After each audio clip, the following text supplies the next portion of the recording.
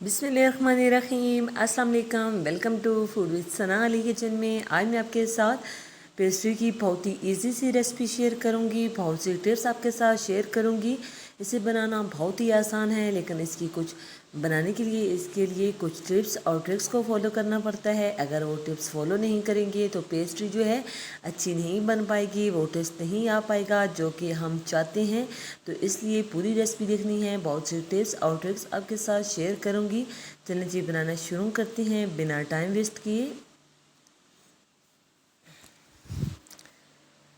सबसे पहले हम एक बाउल ले लेंगे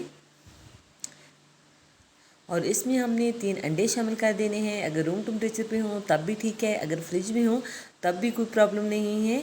इनको अच्छे से बीट कर लेना है बिना हैंड बीटर के और बिना ओवन के जो है हम ये पेस्ट्री तैयार करेंगे। हमने इसे इतना बीट किया है, आप देख सकते हैं कितने अच्छे से जो है अंडे जो हैं ये फ्लफ़ी हो चुके हैं। आपने भी इस तरह से बीट कर लेने हैं। अगर आपके पास इलेक्ट्रिक बीटर है तो उससे कर लें।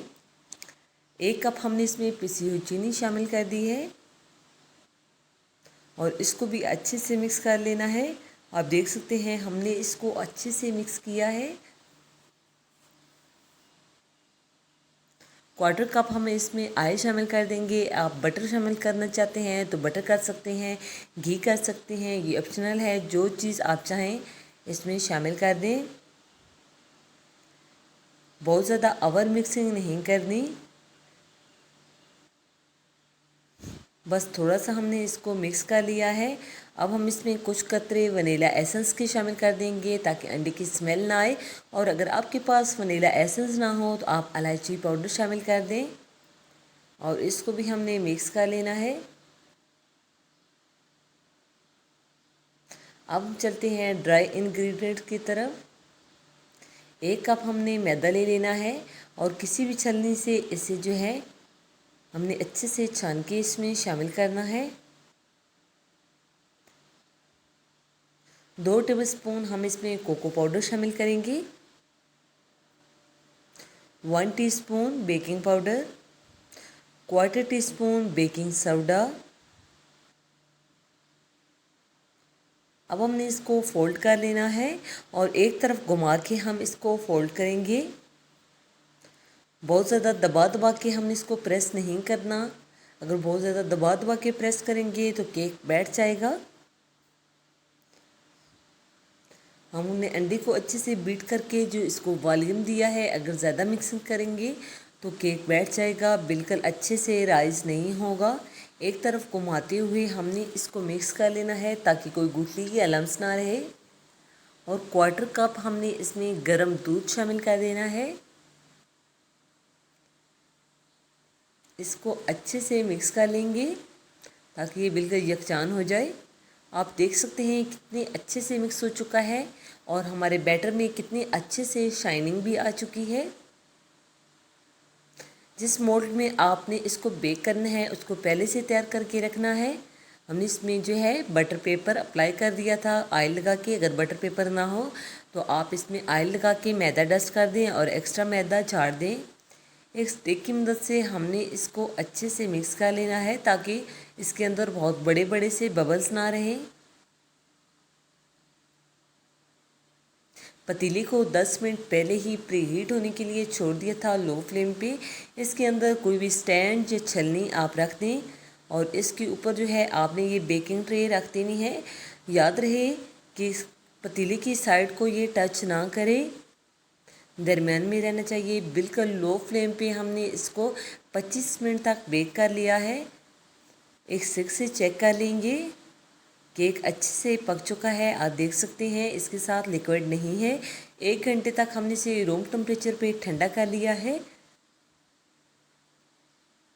ठंडा होने के बाद ही हम इसको डिमोल्ड करेंगे। माशाल्लाह बहुत अच्छे से जो है केक बेक हो चुका है। आप देख सकते हैं दोनों साइड से बहुत अच्छे से केक बेक हुआ है। क्योंकि हम पेस्ट्री तैयार कर रहे हैं तो ऊपर से जो बहुत ज़्यादा केक राइज हुआ है हम उसकी लेयर को उतार देंगे।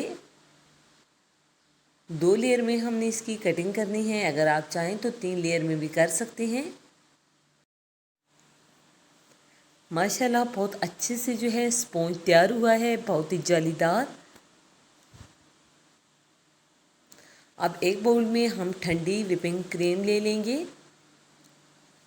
तकरीबन 1 कप के बराबर हमने क्रीम ले लेनी है और इसको हमने व्हिप कर लिया है। आप देख सकते हैं अच्छे से क्रीम व्हिप हो चुकी है।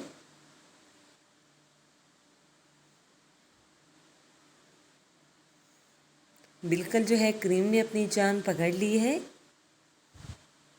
अब एक लेयर जो है हमने रख देनी है और शुगर वाले पानी से अच्छे से लेयर को सोक कर लेंगे और इसके ऊपर एक अच्छी सी लेयर जो है क्रीम की अप्लाई कर लेनी है। एक लेयर हमने अप्लाई कर ली है और नीचे वाला जो हिस्सा था वो हमने इसके ऊपर रख दिया है उल्टा। इसके ऊपर क्रम्स नहीं होते, इसलिए इसकी कोटिंग करना बहुत ही ईजी होती है। सेम मेथड से हमने इसको पहले सोक किया है और इसके ऊपर क्रीम की लेयर लगा देंगे। अगर आपके पास व्हिपिंग क्रीम मीठी ना हो तो आप उसमें शुगर पाउडर शामिल करके उसे व्हिप कर लें। ये पहले से जो है इसमें शुगर मौजूद थी। इसके चारों साइड से हमने जो है थोड़े थोड़े किनारे इसके उतार दिए हैं। इसको नीटनेस देने के लिए, अगर आप घर खाने के लिए बना रहे हैं तो उतारने की ज़रूरत नहीं है। अपने पसंद के मुताबिक जो है आपने इसकी कटिंग करनी है, जो साइज़ आपको पसंद हो। हमने थोड़े बड़े साइज़ की कटिंग की है।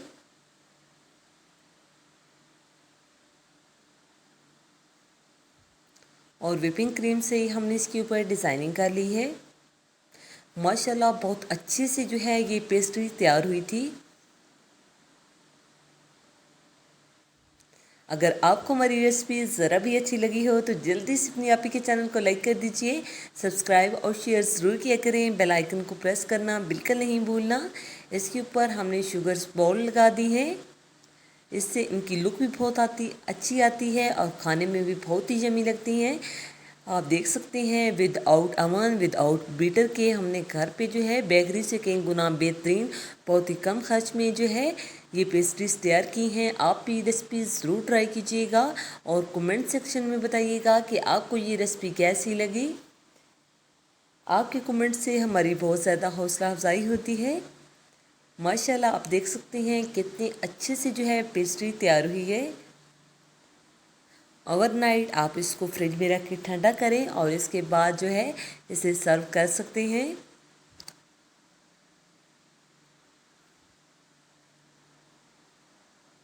आप देख सकते हैं कितनी ही सॉफ्ट स्पॉन्जी और बहुत ही यमी पेस्ट्री तैयार हो चुकी है। आप भी ये रेसिपी ज़रूर ट्राई कीजिएगा।